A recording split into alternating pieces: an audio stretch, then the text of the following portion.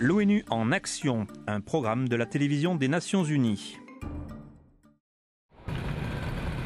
Jakarta, une métropole bouillonnante de plus de 12 millions d'habitants.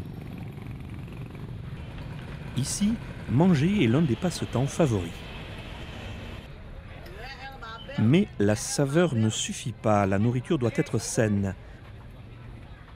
Bacilles coli, salmonelle et autres bactéries dangereuses peuvent s'y cacher, ainsi que des insectes et de la moisissure. Ces contaminants causent des intoxications et du gaspillage. L'Indonésie est un des 60 pays du monde où la sécurité alimentaire passe par l'irradiation. La recherche est menée à l'Agence nationale de l'énergie nucléaire, l'Abatan. Zubaida Irawati est spécialiste de l'irradiation des aliments. Elle coordonne plusieurs projets pour l'Agence internationale de l'énergie atomique, l'AIEA. L'irradiation de nourriture n'est pas nouvelle pour nous. Nous avons commencé avec 5 aliments, maintenant nous en traitons 147. L'irradiation est une technique de stérilisation qui utilise l'énergie radiante pour tuer les bactéries nocives. Approuvée par 2 agences de l'ONU, la FAO et l'OMS, elle allonge la durée de conservation des aliments. Elle ne rend pas la nourriture radioactive.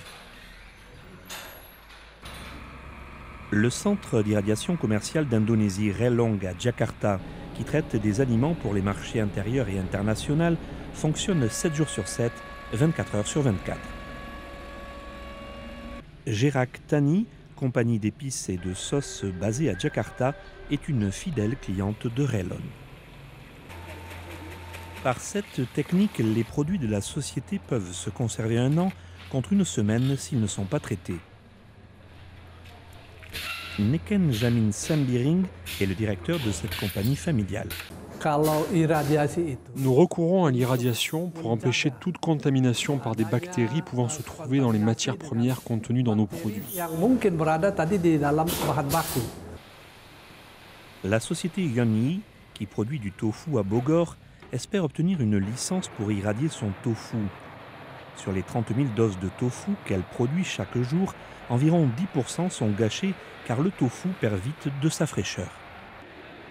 Cette technologie allongerait le temps de conservation du tofu de 1 à 7 semaines. Des tests effectués à la Batane ont montré qu'une fois irradié, le tofu de Yonyi restait frais bien plus longtemps sans changer de goût. La Batane recourt aussi à cette technique pour produire des aliments sains, stériliser des repas et varier les régimes de ces personnes. Une chercheuse, Sri Wayuni, participe à ce projet. On lui a découvert un cancer du sein en 2007.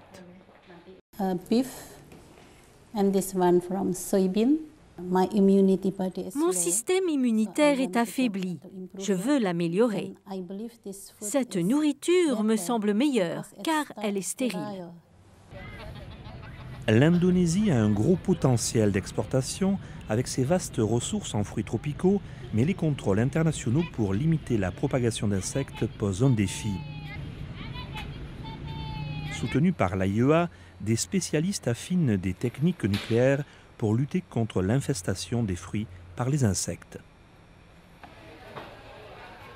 Si ce projet réussit, des produits plus sains partiront vers les marchés mondiaux, stimulant l'économie du pays.